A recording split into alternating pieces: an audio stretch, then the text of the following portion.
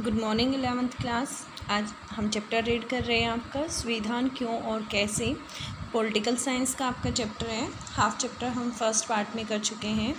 अब देखिए, कहते हैं समाज की जो आकांक्षाएं हैं और जो उनका लक्ष्य है उन्हें पूरा करना भी एक लोकतांत्रिक सरकार का काम होता है। तो वहाँ से हम देखते हैं अधिकतर पुराने संविधानों द्वारा केवल निर्णय लेने की शक्ति का वितरण और सरकार की शक्ति पर प्रतिबंध लगाने का काम किया जाता था। लेकिन 20वीं सदी के अनेक संविधान, जिनमें से भारतीय संविधान एक अत्यंत सुंदर उदाहरण है, क्योंकि 20वीं सदी में ही हमारे संविधान का निर्माण हुआ है। पहले सिर्फ इतना होता था कि पावर का जो वितरण है, ठीक है, जो डिस्ट्रीब्यूशन ऑफ पावर है और जो सरकार की शक्तियों पर प्रतिबंध लगाने का ही काम किया जाता था। लेकिन जो 20वीं शताब्दी में संविधानों का निर्माण हुआ था, जैसे कि उसमें एक एग्जाम्पल है भारतीय संविधान का, एक ऐसे सक्षम ढांचा भी प्रदान करता है जिससे सरकार कुछ सकारात्मक कार्य कर सके और समाज की आकांक्षाओं और उस पर लक्ष्य को अभिव्यक्त दे सके।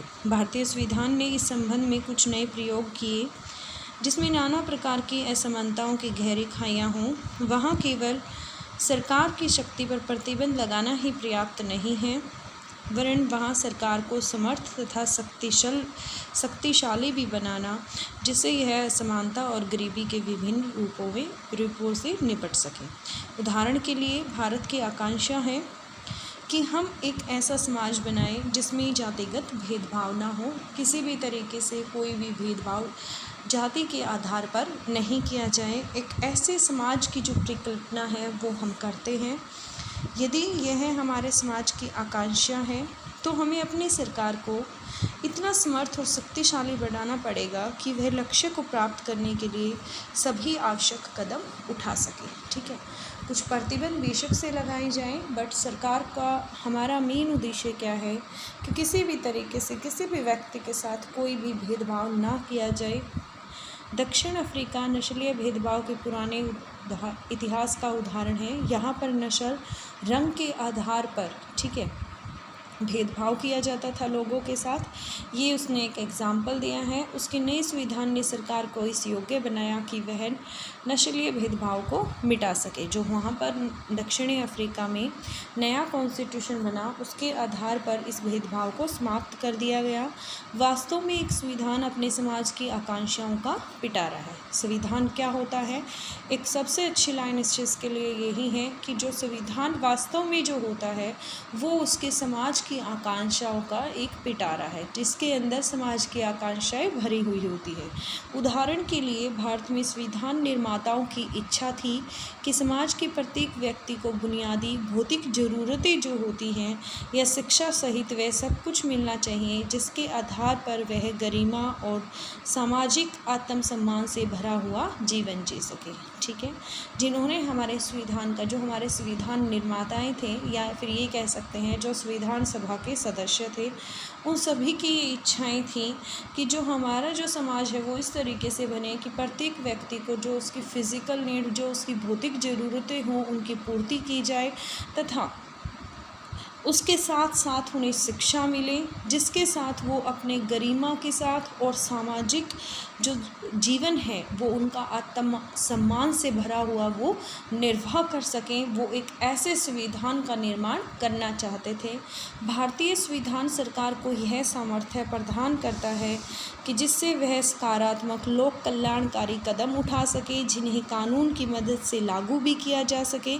जैसे जैसे हम भारतीय संविधान को पढ़ते हैं, हमें पता चलता है कि ऐसे सामर्थ्य प्रदान करने वाले प्रावधानों को हमारे भारतीय संविधान की प्रस्तावना का समर्थन प्राप्त है और वे संविधान के मौलिक अधिकारों वाले भाग में पाए जाते हैं। ठीक है, जो हमारे मौलिक अधिकार, जिसे आप फंडामेंटल ड्यूटीज़, फंडामेंटल राइट्स भी बोलते हैं, वहाँ पर ये सारे प्रावधान, ये सामर्थ्य इस तरीके से शामिल हैं कि एक व्यक्ति की गरिमा बनी रहे, उसका आत्म सम्मान बना रहे। और यदि मैं शिक्षा की भी बात करूँ तो वहाँ पर यह अनिवार्य कर दिया गया है कि मतलब एक माता पिता को, एक बच्चे को शिक्षा पाने का अधिकार है। ठीक है, फिर उसके बाद अभी तक मैंने आपको उसके 3 पॉइंट बता लिए संविधान से संबंधित। अब मैं आपको चौथा पॉइंट बताने जा रही हूँ। संविधान का चौथा काम यह है कि वह सरकार को ऐसी क्षमता प्रदान करे जिससे यह जनता की आकांक्षाओं को पूरा कर सके। ठीक है, इसके फीचर्स बता रहे हैं कि संविधान मतलब जो है उसका काम क्या है। उसका काम इतना ही है कि जो जनता है उसकी आकांक्षाओं को पूरा कर सके और एक न्यायपूर्ण समाज की स्थापना के लिए उचित परिस्थितियों का निर्माण कर सके। ठीक है, अब देखिए राष्ट्र की बुनियादी पहचान क्या है। आखिर और शायद सबसे महत्वपूर्ण बात यह है कि संविधान किसी समाज की बुनियादी पहचान होता है। ठीक है, यदि किसी समाज की बुनियादी पहचान देखनी है तो वो उसके संविधान से ही देखी जा सकती है। इसका अर्थ यह है कि संविधान के माध्यम से ही किसी समाज की एक सामूहिक इकाई के रूप में पहचान होती है। इस सामूहिक पहचान को बनाने के लिए हमें इस संबंध में कुछ बुनियादी नियमों पर सहमत होना पड़ता है कि हम पर शासन कैसे होगा, शासितों को कौन कौन से लोग होंगे। संविधान बनने के पहले हमारी अन्य अनेक प्रकार की पहचान या अस्मिताएं होती हैं, लेकिन कुछ बुनियादी नियमों और सिद्धांतों पर सहमत होकर हम अपनी मूलभूत राजनीतिक पहचान बनाते हैं। दूसरा क्या कहता है ये कि संवैधानिक नियम हमें एक ऐसा विशाल ढांचा प्रदान करते हैं जिसके अंतर्गत हम अपनी व्यक्तिगत आकांक्षाओं, लक्ष्य और स्वतंत्रताओं का प्रयोग कर सकें। ठीक है, संवैधानिक नियम कैसे होने चाहिए जिसके अंतर्गत हमारी व्यक्तिगत आकांक्षाएं हों, लक्ष्य हों और हमें स्वतंत्रता मिले। संविधान आधिकारिक बंधन लगाकर यह तय कर देता है कि कोई क्या कर सकता है और क्या नहीं कर सकता। अतः संविधान हमें एक नैतिक पहचान भी देता है। ठीक है, एक मोरल आइडेंटिफिकेशन भी हमें कॉन्स्टिट्यूशन से ही मिलती है।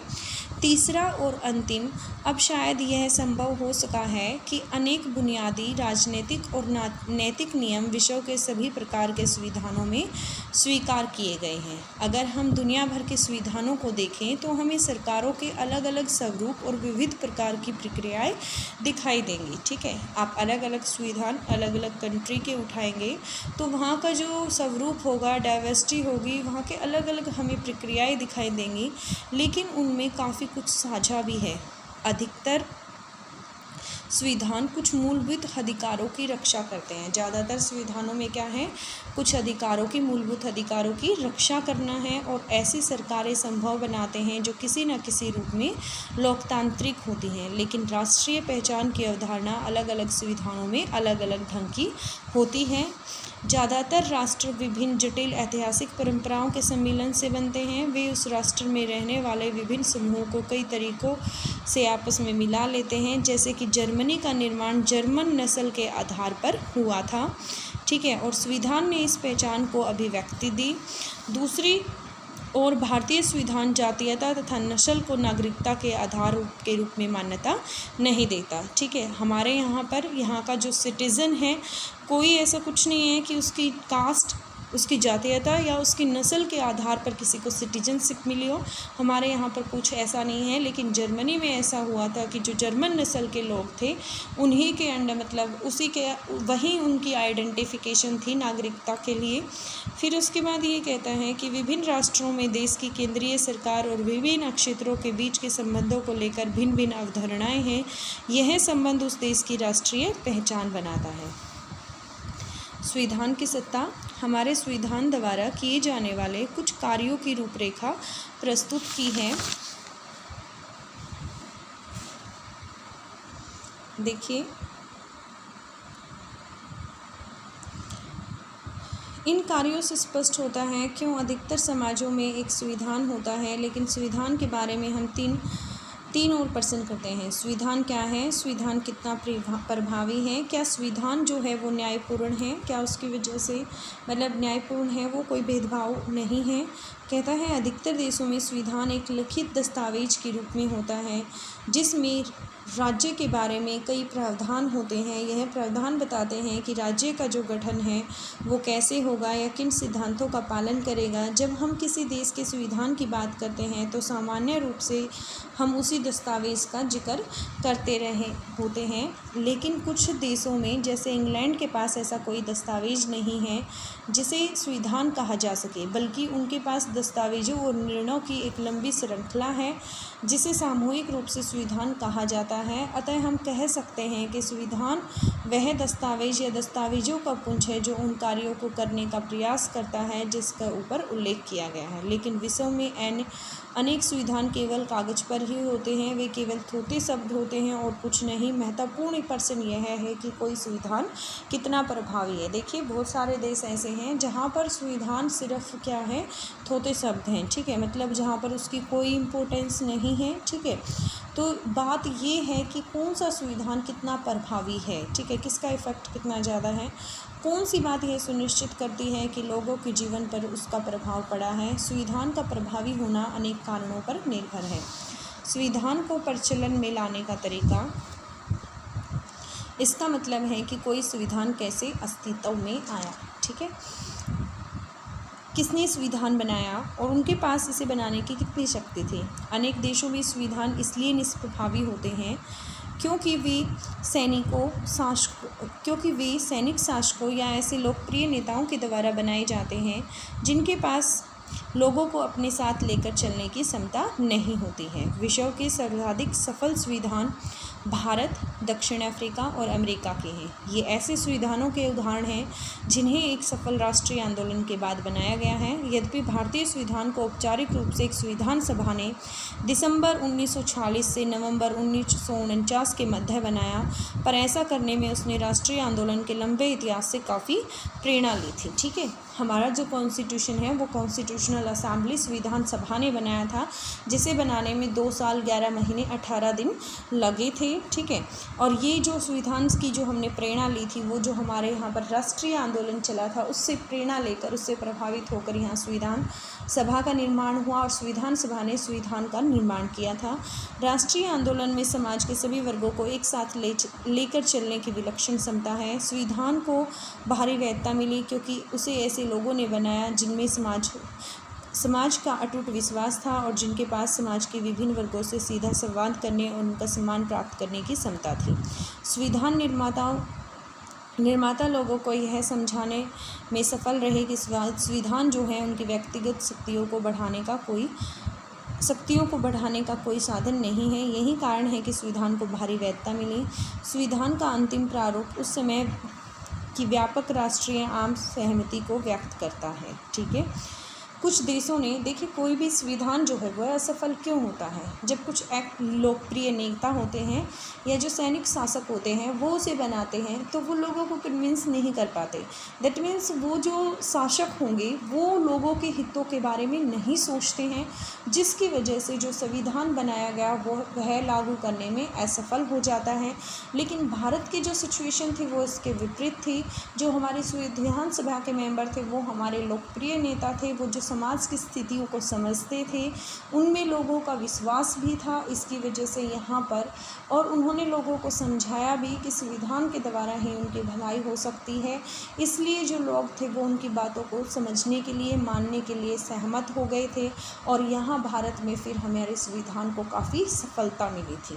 कहते हैं कुछ देशों ने अपने संविधान पर पूर्ण जनमत संग्रह कराया जिसमें सभी लोग अपनाए जा रहे संविधान के पक्ष या विपक्ष में राय देते हैं। कुछ कंट्रीज़ ऐसी भी हैं जहाँ पर जब संविधान का निर्माण हुआ तो वहाँ पर जनमत संग्रह मतलब लोगों को इकट्ठा किया गया और उनसे उनकी राय पूछी गई, ठीक है, और कुछ उसके पक्ष में थे और कुछ उनके विपक्ष में थे। भारतीय संविधान पर ऐसा कोई जनमत संग्रह नहीं हुआ था, कहते हैं, लेकिन इसे लोगों की ओर से प्रबल शक्ति प्राप्त थी क्योंकि यह बहुत ही लोकप्रिय नेताओं की सहमति और समर्थन पर आधारित था। जैसे कि मैंने आपको बताया कि किसी भी संविधान के लिए यदि उसका सफल होना चाहिए वो, तो वहाँ के लोकप्रिय नेता यदि उसे बनाएंगे और वो लोकप्रिय नेता लोगों को कन्विंस कर सकते हैं, इसलिए वो सफल होने के जो उसके चांसेस होते हैं वो बढ़ जाते हैं।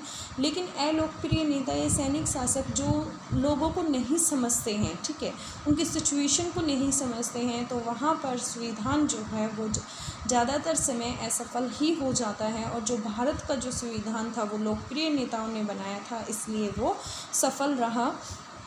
उसके बाद देखिए, अतः संविधान बनाने वालों का प्रभाव भी एक हद तक संविधान की सफलता की संभावना सुनिश्चित करता है। संविधान के मौलिक प्रावधान क्या है? एक सफल संविधान की यह विशेषता है कि वह प्रत्येक व्यक्ति को संविधान के प्रावधानों का आदर करने का कोई कारण अवश्य देता है। उदाहरण के लिए, जिस संविधान में बहुसंख्यक, एक सफल संविधान की विशेषता क्या बताई इसने?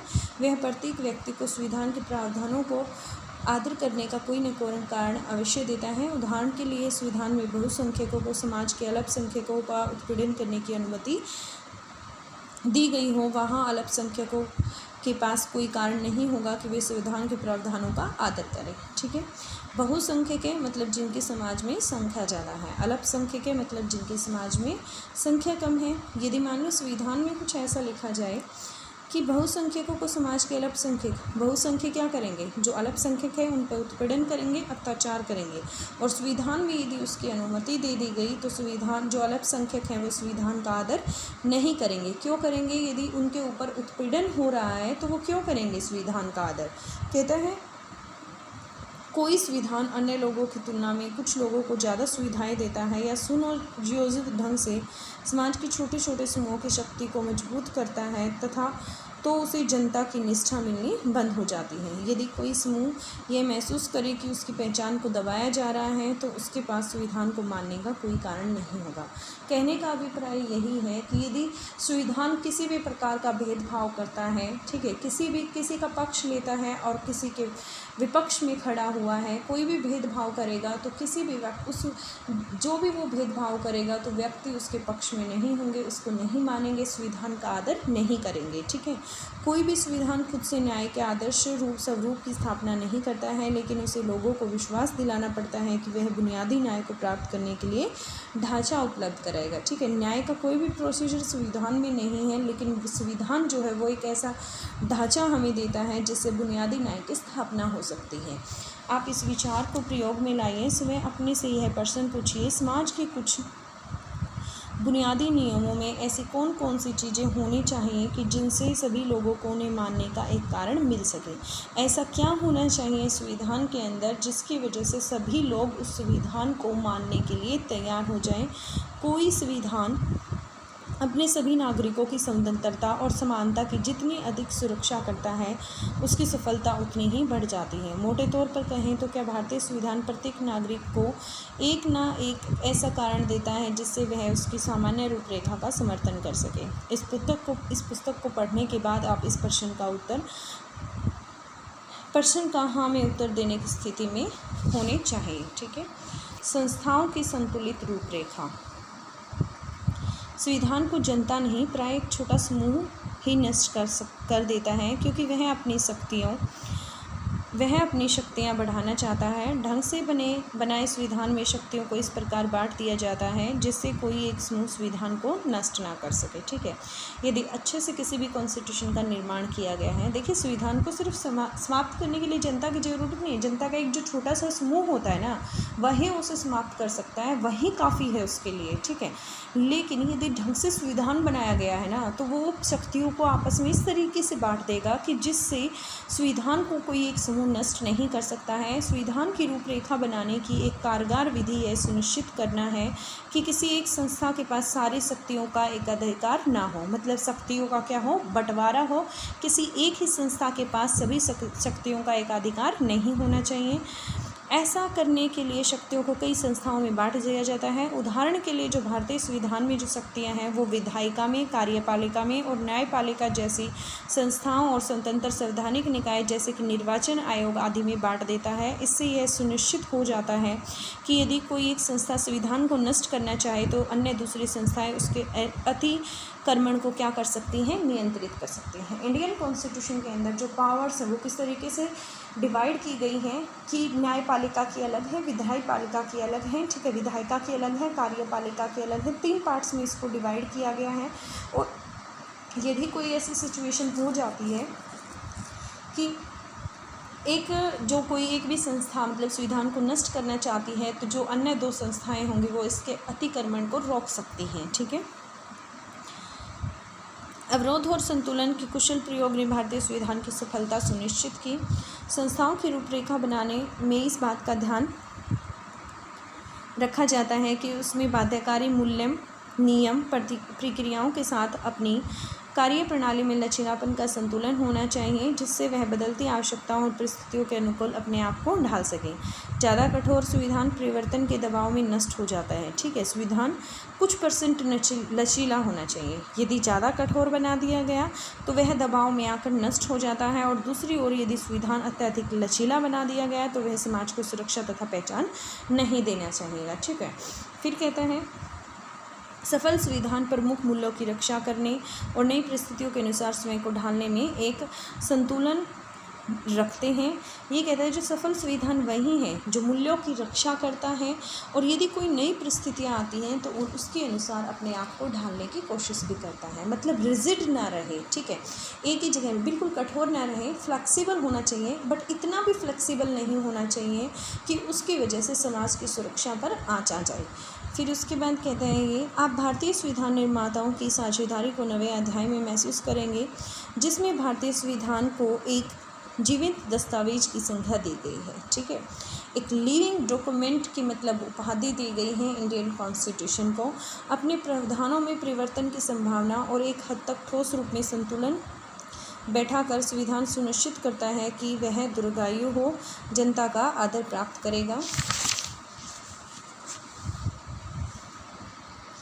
इस व्यवस्था से यह सुनिश्चित हो जाता है कि कोई भी वर्ग या समूह अपने बलबूते पर संविधान को नष्ट नहीं कर सकता।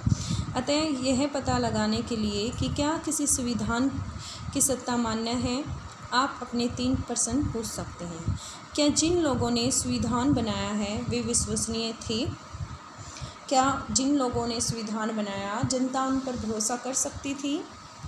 इस प्रश्न का उत्तर इसी अध्याय में आपको आगे मिलेगा। दूसरा, क्या संविधान ने सुनिश्चित किया कि सूझबूझ के साथ शक्ति को इस प्रकार संगठित किया जाए कि किसी एक समूह के लिए संविधान नष्ट करना आसान ना हो? बिल्कुल, जैसे कि मैंने आपको भी पढ़ाया कि भारत के संविधान को भी इसी तरीके से अलग अलग संस्थाओं का कार्य की शक्तियों को बांटा गया था, जैसे कि न्यायपालिका, विधायिका और कार्यपालिका, और स्वतंत्र संस्थाओं की भी स्थापना की गई थी, जैसे कि चुनाव आयोग, ठीक है। और सबसे महत्वपूर्ण बात यह है कि क्या संविधान सबको कुछ ऐसा कारण देता है कि वे संविधान का पालन करें? इस पुस्तक के अधिकतर हिस्से में इस प्रश्न का उत्तर दिया जाएगा। क्या संविधान लोगों की आशाओं आकांक्षाओं का पिटारा है? संविधान द्वारा लोगों की निष्ठा प्राप्त की योग्यता काफ़ी कुछ इस बात पर निर्भर करना कि संविधान न्यायपूर्ण है या नहीं है, ठीक है। नेक्स्ट क्वेश्चन क्या है, क्या संविधान न्यायपूर्ण है या नहीं है? भारतीय संविधान में न्याय के बुनियादी सिद्धांत क्या है? पुस्तक का अंतिम अध्याय जो है वो इस बात का आंसर देगा, ठीक है।